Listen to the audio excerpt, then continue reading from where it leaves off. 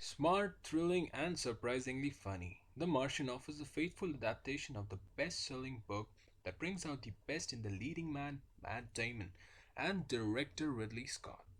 Mark Watney, played by Matt Damon, is a botanist and, to put it bluntly, is a bit of a prick.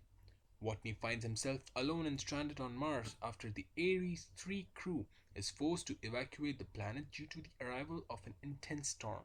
Threatening to jeopardize everyone's life, rather than wait out the risk, the crew's commander Melissa Lewis pulls the plug and aborts the mission. Unfortunately, Watney, the only one who disagrees with the decision, gets knocked out during the storm. He is presumed dead and abandoned accordingly.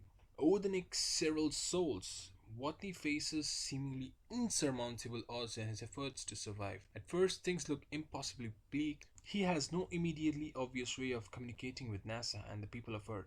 It's a grim picture, but leave it to Watney to science the shit out of his situation, as he puts it. After some initial fits and starts, including performing an operation on himself that isn't quite as monstrous as Numi Rapace's alien pregnancy termination scene in Prometheus, but still gets the skin crawling.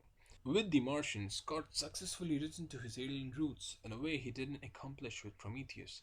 He conjures up an incredible, awful experience that feels extraordinarily far away and yet intensely personal at the same time.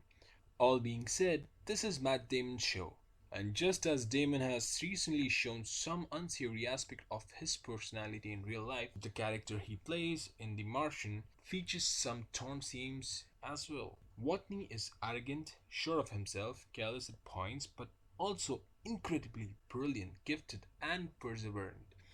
It's a perfect Damon role, in other words, and he does a great job at creating a magnetic character that you are constantly rooting for. Even when recognizing that he's a bit of a dweeb, you get the feeling that even Watney would agree with the assessment, right up to the point where he would remind you that he's a literal space pirate.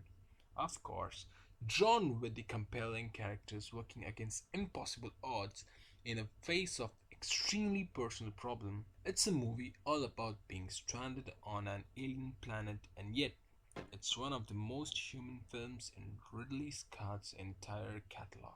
We rate 4 stars to the movie. Tell us what you like about it. Don't forget to comment, subscribe, and watch out for more.